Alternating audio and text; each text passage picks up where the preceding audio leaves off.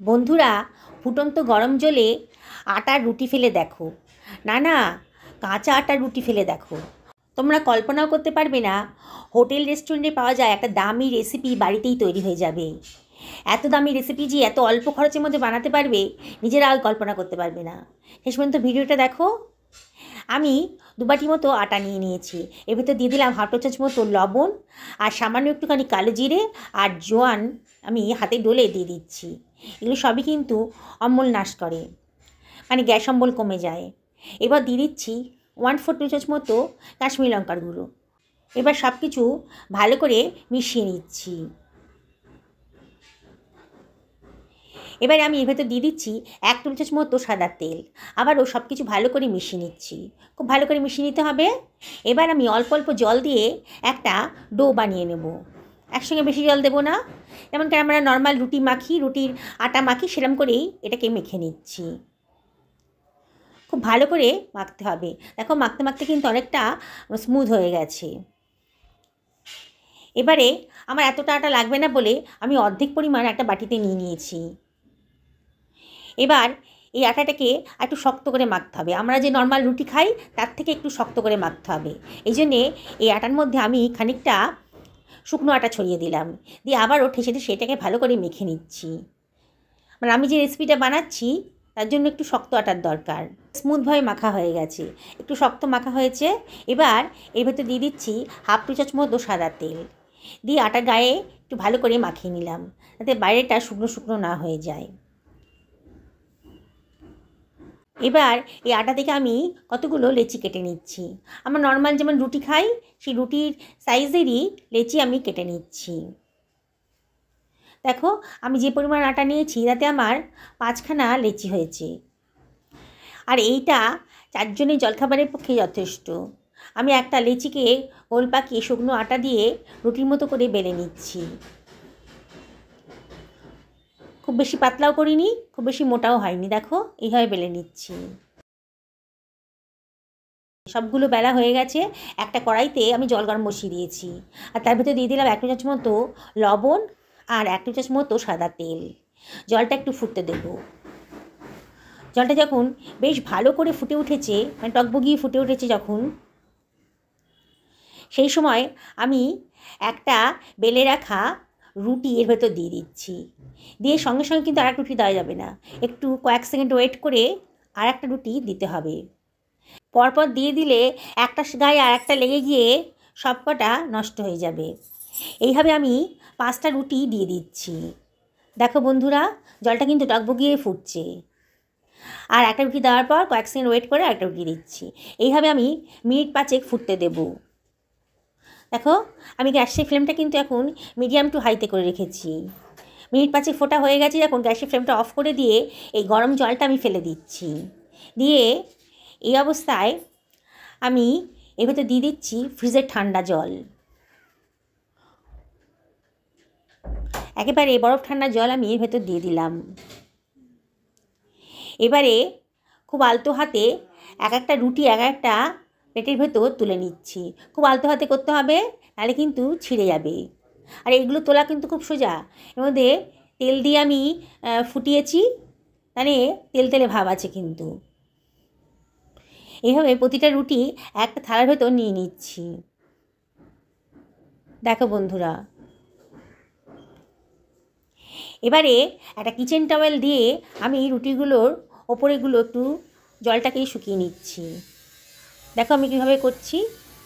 Kitchen towel দিয়ে চেপে চেপে ধরলে পরেই ওপরের জলটা, এক্সট্রা যে জলটা আছে সেটা শুকিয়ে যাবে। এবার ফ্যানের তলায় দিয়ে দিলাম, একটু শুকোতে হবে। আমি কিছু সবজি কেটে নিচ্ছি।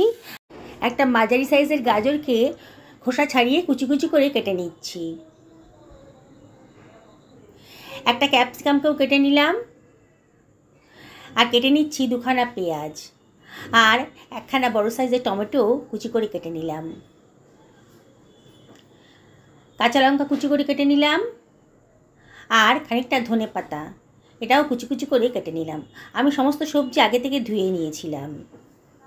এবার দেখো রুটিগুলো কিন্তু অনেকটাই শুকিয়ে গেছে, হাতে খুব বেশি সময় নেই, তাই রুটিগুলোকে আমি এবার দেখো থালার মধ্যে থেকে পাতলা পাতলা করে কেটে নিচ্ছি ছুরি দিয়ে। আমি লম্বা লম্বা করে কেটে নিচ্ছি। তোমরা যে কোনোভাবেই কাটতে পারো রুটিটাকে, যে যেমন পছন্দ করবে সেভাবে কাটতে পারো। দেখো কিরকম পাতলা পাতলা লম্বা লম্বা স্ট্রাইপের মতো আমি কেটে নিচ্ছি। এইভাবে আমি সমস্ত রুটিগুলোকেই কিন্তু কেটে নিয়েছি। দেখো, গ্যাসে একটা কড়াই গরম করতে দিয়ে দিয়েছি। কড়াইটা বেশ গরম হয়ে গেছে যখন, তখন এখানে 2 টেবিল মতো সাদা তেল দিয়ে দিলাম।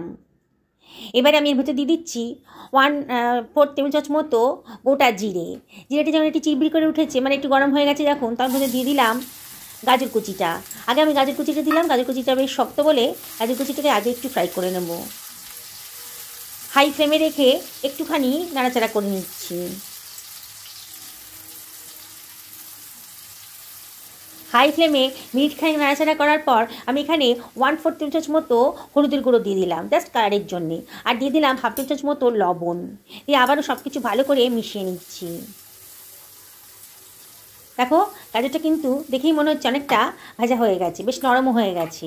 এই অবস্থায় আমি এর ভেতর দিয়ে দেবো কুচো করে কেটে রাখা ক্যাপসিকামটা। ক্যাপসিকামটা দেওয়ার পরে আবারও সব কিছু ভালো করে মিশিয়ে নিচ্ছি। আবারও মিনিটখানেক নাড়াচাড়া করে নিচ্ছি, একটু ভাজা ভাজা মতো হয়ে যাবে। আমি এখানে কারি পাতাটা দিতে ভুলে গেছিলাম। আমার প্রথমেই গরম তেলে হয়তো কারি পাতাটা দাও ভালো উচিত ছিল আর কি। কারি পাতাটা দিয়ে দিলাম, আর দিয়ে দিলাম কেটে রাখা টমেটোটা। দিয়ে সব কিছু আবারও ভালো করে মিশিয়ে নিচ্ছি। বন্ধুরা, আমি কিন্তু সবার শেষে পেঁয়াজটা দিচ্ছি। তোমরা খেয়াল করে দেখো, আমার না ভালো লাগে পেঁয়াজটা একটু ক্রাঞ্চি ভাব থাকলে পরে খুব খেতে ভালো লাগে, সেই জন্যে পেঁয়াজটা সবার শেষে দিলাম। পেঁয়াজটা বেশি ভাজবো না, একটু নরম হয়ে যাবে পেঁয়াজটা, ক্রাঞ্চি ক্রাঞ্চি লাগবে, মানে একটু মুখে লাগবে আর কি। সেই অবস্থায় রেসিপিটা খেতে খুব ভালো লাগে, সেই জন্য সবার শেষেই পেঁয়াজটা দিলাম। পেঁয়াজটা দিয়ে আর বেশিক্ষণ নাড়াচাড়া করব না, এই 30 সেকেন্ড মতো নাড়াচাড়া করে নিচ্ছি। এবার তো দিয়ে দিচ্ছি সোয়া সস 2 টেবিল চামচ মতো, খুব সুন্দর একটা টেস্ট আসবে। আর দিয়ে দিলাম কেটে রাখা কাঁচা লঙ্কা কুচিটা। লঙ্কাটা কিন্তু অবশ্যই নিজেদের পছন্দ মতো দেবে। দিয়ে আবারও 30 সেকেন্ড মতো একটু নাড়াচাড়া করে নিচ্ছি। নিয়ে এর ভেতরে আমি দিয়ে দিচ্ছি আটার যে রুটিটা কেটে রেখেছিলাম সেটা দিয়ে দিলাম। দিয়ে এবার আমি সব কিছু ভালো করে মিশিয়ে নেব।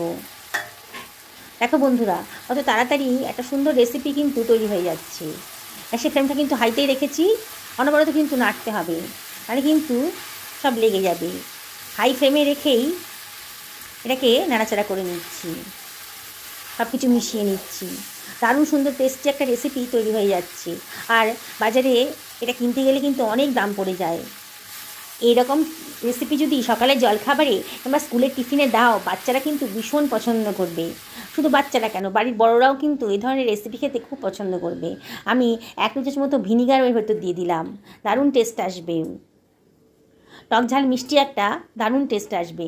এবার দিয়ে দিচ্ছি একটা নুডলস মশলা, বাড়িতে তো ম্যাগি মশলা থাকেই, একটা দিয়ে দিও। আর দিয়ে দিচ্ছি খানিকটা চিলি ফ্লেক্স, এতে ঝাল হবে না কিন্তু সুন্দর দেখতে লাগবে। এবারে তো দিয়ে দিচ্ছি 1 চামচ মতো গোলমরিচের গুঁড়ো, খুব সুন্দর টেস্ট লাগবে। আর এর ভেতর দিয়ে দিচ্ছি একটুখানি টমেটো সস। এত সুন্দর খেতে লাগবে না যে তোমরা ইচ্ছা করে প্রতিদিন রাত্রে রুটি করার সময় একটু বেশি করে আটা মেখে রাখবে, সকালে যাতে ঝটপট এই রেসিপিটা তোমরা বানিয়ে ফেলতে পারো। দেখো, এর ভেতর দিয়ে দিলাম ধনেপাতা কুচি, কি দারুণ দেখতে লাগছে। এই চাইনিজ রেসিপিটা বাজারে কিনতে গেলে কিন্তু প্রচুর দাম পড়বে, বাড়িতে কত স্বাস্থ্যকরভাবে রেসিপিটা আজকে তৈরি হয়ে গেল। দেখো, আমি এবার একটা প্লেটের উপর সার্ভ করে দিচ্ছি। বন্ধুরা, রেসিপিটা ভালো লাগে যদি তাহলে একটা লাইক করো, আর কমেন্ট করে জানিও যে কেমন লাগলো। বন্ধুদের সাথে শেয়ার করো। আর আমাকে যেমন সাপোর্ট করছো, আমি আর একটা রিকোয়েস্ট করবো তোমাদেরকে, যারা আজকে আমার চ্যানেলে প্রথম দিন, তারা আমার চ্যানেলটা যেন সাবস্ক্রাইব করে। আর যদি ফেসবুক থেকে দেখো তাহলে পেজটাকে ফলো করো। কি দেখে খেতে ইচ্ছে করছে না? এত সস্তার মধ্যে, এত অল্প সময়ের মধ্যে দারুণ স্বাদের একটা রেসিপি কিন্তু তৈরি হয়ে গেল। বন্ধুরা, আমি রিকোয়েস্ট করব অন্তত একদিন এরম করে বানাও। সকালে ভালো থাকো, এই কামনাই করি।